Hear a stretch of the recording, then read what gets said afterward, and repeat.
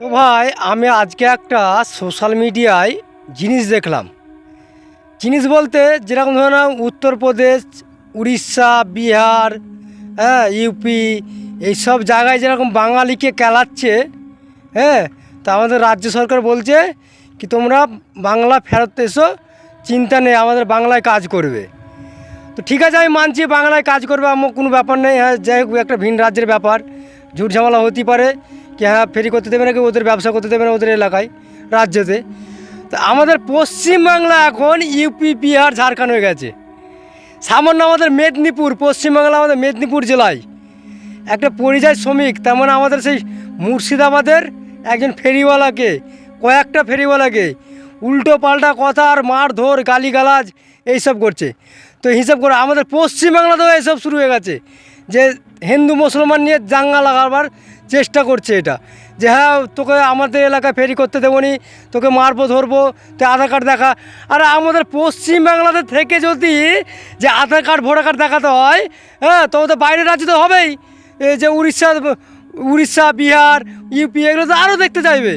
তা আমাদের বাংলার লোক হয়ে গেছে, হ্যাঁ, কোনো আউটজ্ঞান নেই যে হ্যাঁ বাঙালিকে দেখবে, তা না, যে বাংলা বাঙালিকে ধরে খেলাচ্ছে বাংলাদেশ, সামনে মেদিনীপুরে। তো এই ঘটনাটা সোশ্যাল মিডিয়ায় প্রচুর ভাইরাল হয়েছে। তো এই ঘটনাটা আমি দেখে আমি ভাবলাম না, একটা কথা বলতে হবে আমাদের জনগণকে। দেখো ভাই, আমাদের তো এইসব জিনিস হচ্ছে দাঙ্গা লাগাবার চেষ্টা, বুঝলে কি না? তো এইসব করো না, এইসব করা ভালো নয়। যে আমাদের রাজ্য সরকারকে বলে আর একটা কথা, যে হ্যাঁ এই যে আমাদের পশ্চিমবাংলাতে যে এরকম বলছে, তুমি ডেকে নিচ্ছ আমাদেরকে উড়িষ্যা, বিহার থেকে ডেকে নিচ্ছ, আমরা পশ্চিমবাংলায় চলে আসছি, আমাদের পশ্চিমবাংলায় ব্যবসা করছি।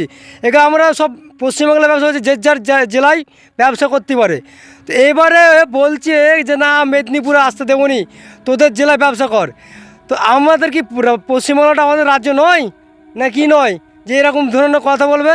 আরে আমরা একটা স্বাধীন দেশ, ভারতবর্ষে আমরা যে কোনো জায়গায় ব্যবসা করতে পারবো বা করবে খেতে পারবো। তো আমাদের রাজ্য সরকার যদি বলছে কি হ্যাঁ বাইরের রাজ্য থেকে চলে এসো, আমাদের পশ্চিমবাংলায় আসো, তো আচ্ছা আমি মেনে নিচ্ছি, আমাদের পশ্চিমবাংলা আমরা এলাম, কিন্তু পশ্চিমবাংলা থেকে এবারে কোথায় যাবো বলো? এমন সৃষ্টি হয়ে গেছে যে পশ্চিমবাংলা ছেড়ে এখন মনে হচ্ছে অন্য দেশ পালাতে হবে নাকি?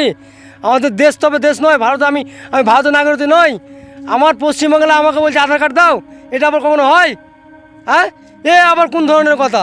তো এই ছেলেটার ওপরে অবশ্যই কোনো কিছু একটা প্রশাসনকে দায়িত্ব নেওয়া দরকার, ওকে একটা অ্যারেস্ট করা হোক।